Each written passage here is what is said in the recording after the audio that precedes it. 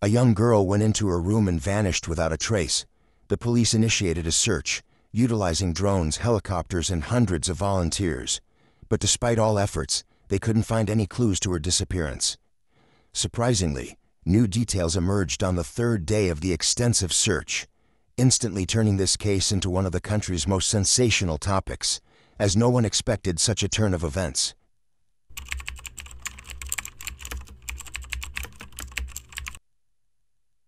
Athena Strand was born on May 25, 2015, in the small American town of Duncan, Oklahoma. Her parents divorced, and her father moved to Texas, while Athena remained living with her mother. Despite the distance, her father maintained regular contact and visited her whenever possible.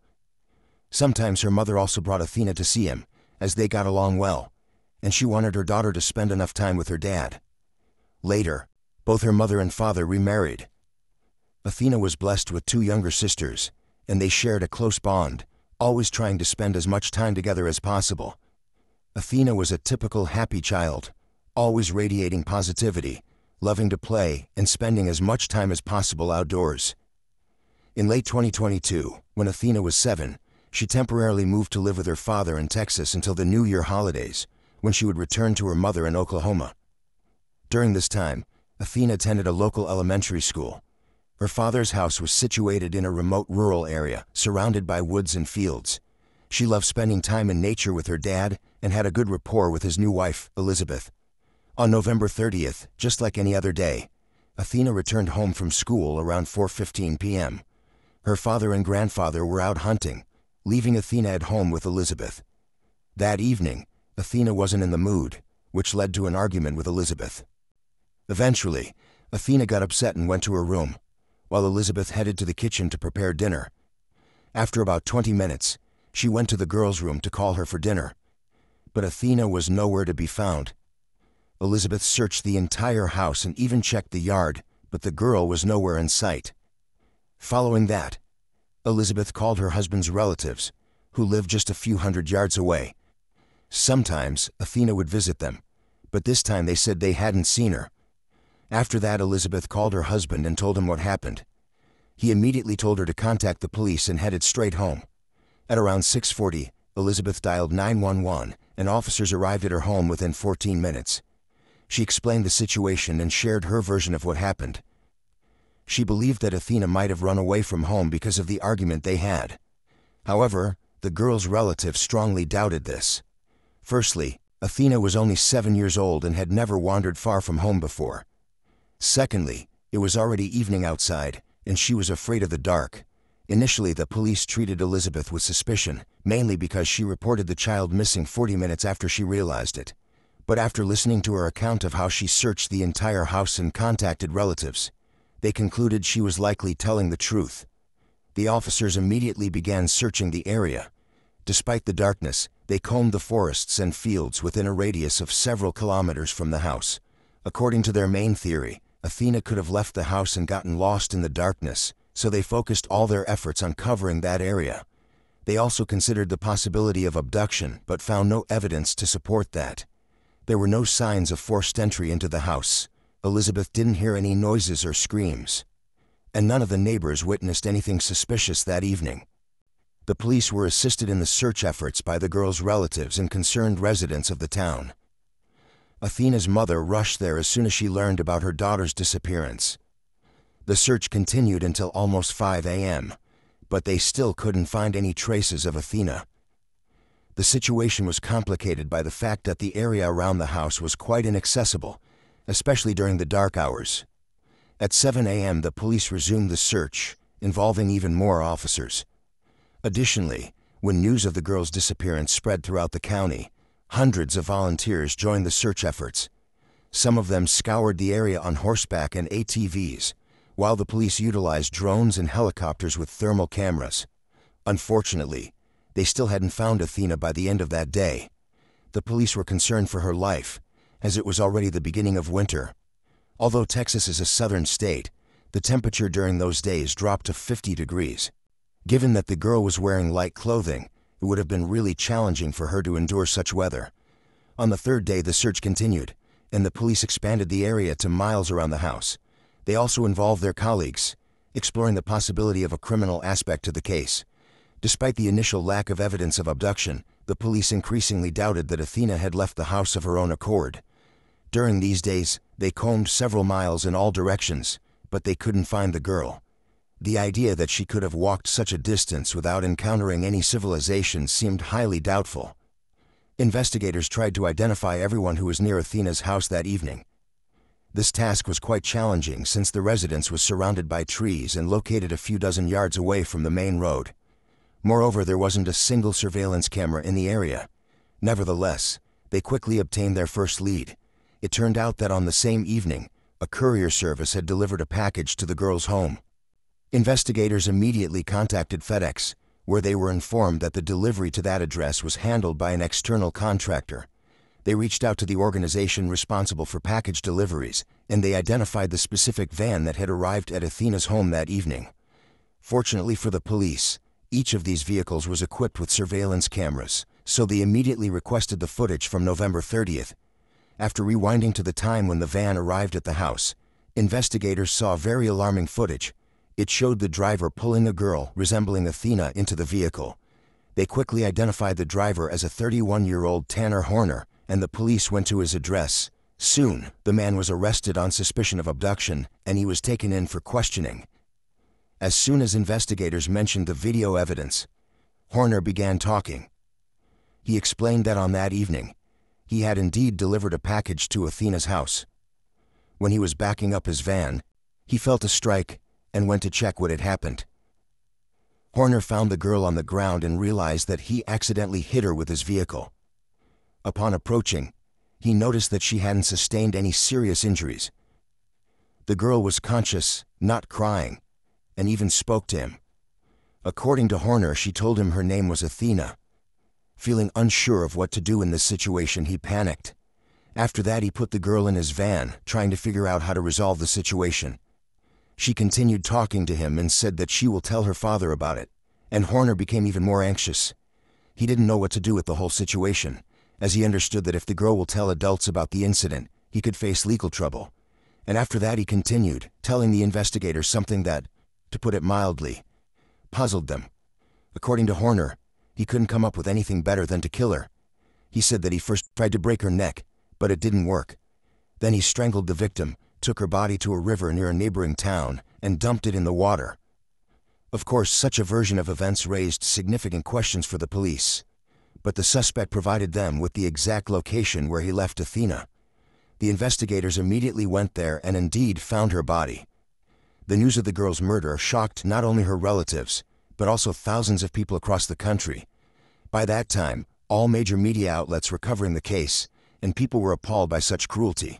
After the body was found, Horner was charged with abduction and murder. While waiting for the medical examiner's report, detectives scrutinized the criminal's identity, trying to better understand his motives. The version of events presented by Horner seemed utterly implausible.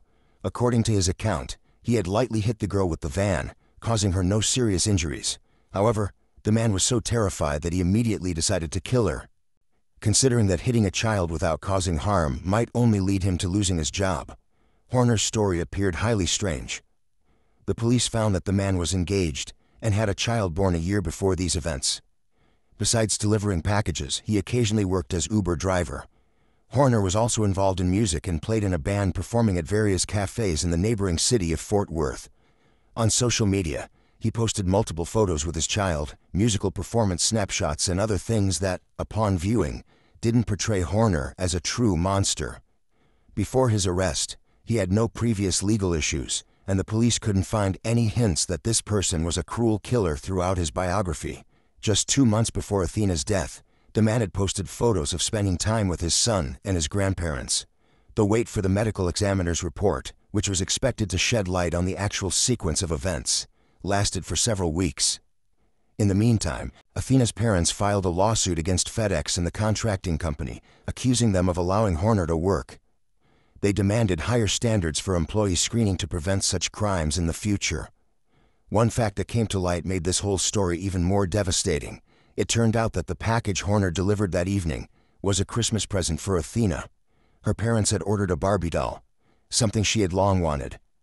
When the medical examiner's conclusion became public, even more questions arose in the case. According to the document, the victim died within the first hour after being abducted.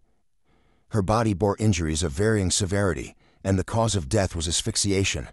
However, the main version held by the detectives didn't stand.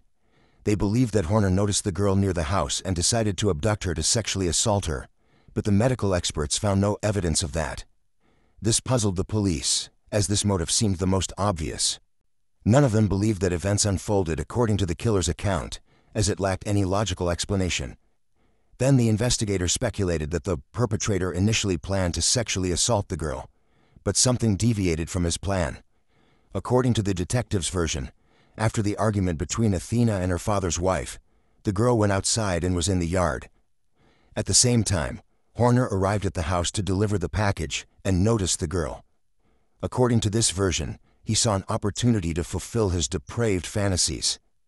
Athena was alone near the house, surrounded by trees, completely isolated from prying eyes. Horner could have either lured the girl into the van through deception or deliberately hit her to place her in the vehicle without resistance. What happened next is unclear. There are two main versions that seem most logical. Horner might have planned to take the girl far away from the house to commit his intended acts, but she either started screaming or attempted to escape. Fearing capture, the man killed her and then took her body to the river. According to the second version, Horner might have engaged in some deviant actions towards the victim that did not involve direct contact. In such a case, medical experts would not have found evidence of sexual assault. Soon, the detectives came across indirect and rather unexpected clue that this crime indeed could have had a sexual motive. Horner had no previous legal issues before this murder, which is relatively rare. In most cases, people capable of deliberately taking someone's life begin with much less severe crimes. For many weeks, the detectives meticulously studied Horner's past. They spoke to his relatives, friends, and acquaintances, trying to find any hints that the man might have been involved in other crimes. In the end, they made a breakthrough. The police managed to find several individuals who claimed to have suffered from Horner's actions when they were children. The police didn't disclose their identities in the interest of the investigation, nor did they reveal all the details of what happened. It's only known that one of the victims accused the man of assaulting her 9 years ago. Additionally, Horner was charged with 3 more incidents of sexual assault involving minors in 2013. It's unknown at this time whether these incidents involve one child or 3 different victims. But that's not all. One of Horner's victims had been publicly speaking for years about how he assaulted her when she was 16. She wrote about it on her social media, trying to bring attention to the fact that Horner was a dangerous criminal. For some reason, the man faced no consequences for this act and wasn't even considered a suspect. The girl accusing him of this crime wrote that for all those years, nobody believed her. However, after Horner killed Athena, these allegations received much more attention. They exposed the true nature of this individual and his possible motives. Now, Horner will also face separate trials for these 4 incidents, apart from the legal proceedings for Athena's murder. There's one more aspect that, on its own, might not seem significant, but in the context of all of Horner's crimes, it provides further insight into his true character. After his identity became known to the public, internet users discovered his TikTok account. There were only a few videos, with the last one shot a few weeks before the murder. In this video, Horner recorded his reaction to a clip where someone captured a bug in a glass and then slowly poisoned it with a spray. Watching the bug die, Horner's face displayed a rather eerie expression, as if he genuinely enjoyed the process of killing. If the man was indeed a sadist who derived genuine pleasure from witnessing someone's death, his account of Athena's murder comes into question once again. Horner claimed that the only reason he killed her was the fear of facing punishment for a much lesser crime. But if we consider that he had such sadistic tendencies, his account appears even more absurd. As part of the preparation for the trial, the authorities announced that they would seek the death penalty. Horner himself hired a lawyer who advised him to withdraw his confession and declare his innocence. But this is unlikely to help him avoid punishment. Considering that the police have video footage from the van, as well as Horner's testimony about the exact location of the body, his guilt is more than evident. Moreover, additional evidence might be presented during the trial, the existence of which is currently unknown.